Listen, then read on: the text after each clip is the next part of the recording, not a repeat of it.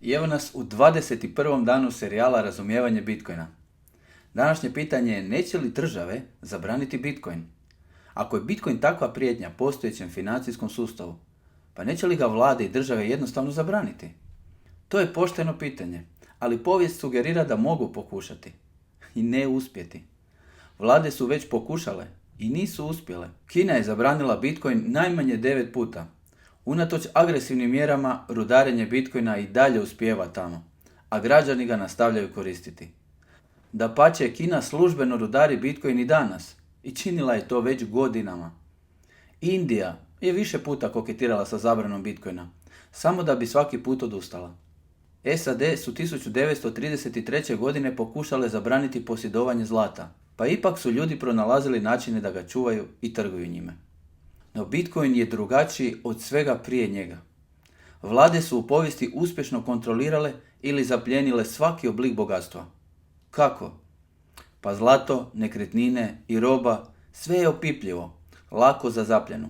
Dionice, obveznice i gotovina u bankama, sve je nematerijalno, ali zahtijeva treće strane i povjerenje u onoga što čuva tvoju imovinu. I to ih čini lakima za zamrzavanje ili zapljenu. No Bitcoin je nematerijalan i u vlastitom je skrbništvu. Ne treba vam banka ili treća strana da ga drži za vas.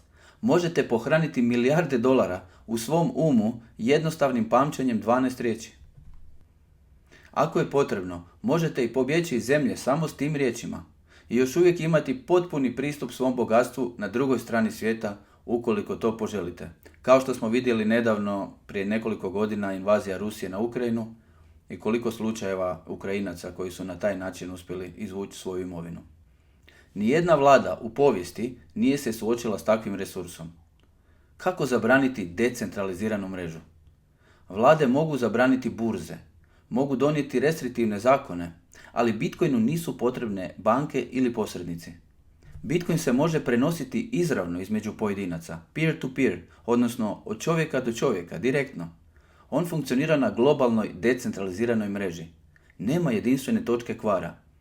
U SAD-u se kod smatra slobodom govora, prema prvom amandmanu, što znači da bi izravna zabrana Bitcoin softvera bila pravno nemoguća.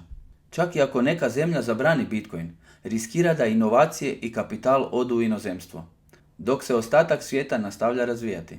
Dakle, Bitcoin je bezgraničan, otporan na cenzuru i nemoguće ga je zaplijeniti u velikim razmjerima. Vlade mogu otežati njegovo korištenje, ali zabraniti ga potpuno. To je bitka koju ne mogu dobiti.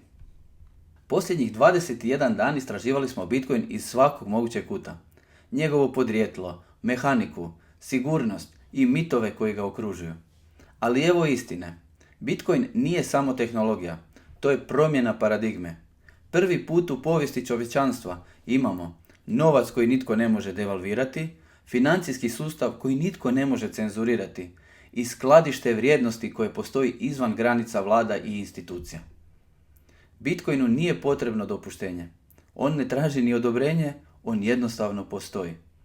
I bez obzira koliko vlade pokušavaju zabraniti ga, regulatori kontrolirati ili kritičari odbaciti, Bitcoin nastavlja proizvoditi blokove svakih 10 minuta. Zato je Bitcoin tu da ostane. Stoga pitanje nije hoće li Bitcoin preživjeti, već hoćete li vi odlučiti razumjeti ga prije nego što ga ostatak svijeta sustigne. Svjedoci smo globalne digitalne transformacije kapitala. Veliki svjetski investicijski fondovi već savjetuju svoje klijente da investiraju u Bitcoin. Države poput Teksasa u SAD-u kupuju i drže Bitcoin u svojim strateškim Bitcoin rezervama, počevši sa iznosom od $5 milijuna upravo nedavno. Država Wisconsin u SAD-u i njen državni penzijski fond je kupio preko $300 milijuna u Bitcoinu. Guverner Centralne banke Republike Češke je predložio 5% rezervi, no zasad su kao pilot projekt uložili €1 milijun kao testni portfolio i to je bilo ranije ove godine.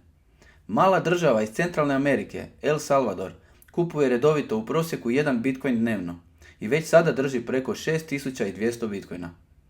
Bhutan, mala državica sa velikim hidroenergetskim potencijalom, je već godinama aktivna u rudarenju Bitcoina, te je akumulirala na taj način već preko 11.000 Bitcoina i drži ih preko suverenog fonda Drug Holding and Investments.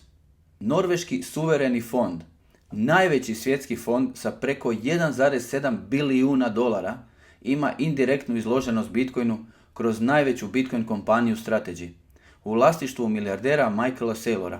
I to je u iznosu od 400 milijuna dolara ili preko 4000 Bitcoina. Zamislite, državni suvereni fond Norveške. Luksemburg, odnosno njihov suvereni fond, je investirao 1% portfolija ove godine, što čini oko 8 milijuna eura vrijednosti Bitcoina. Abu Dhabi ima izloženost oko 500 milijuna dolara vrijednosti Bitcoina. Uz sve navedene još postoji preko 1000 ostalih institucija koje u svojim prijavama imaju objavljeno da drže Bitcoin na svojim bilancama. Tako da prekretnica za ove kupovine se dogodila upravo početkom 2024. godine, a najviše tokom tekuće 2025. SAD, odnosno vladajuća administracija, otvoreno zagovara, podupire zakonodavno i na sve moguće načine da se Bitcoin može čim efikasnije i porezno i zakonski koristiti, čuvati i rudariti. A svi znamo da se većina svijeta prvo ugleda na SAD prije nego li donesu slične zaključke.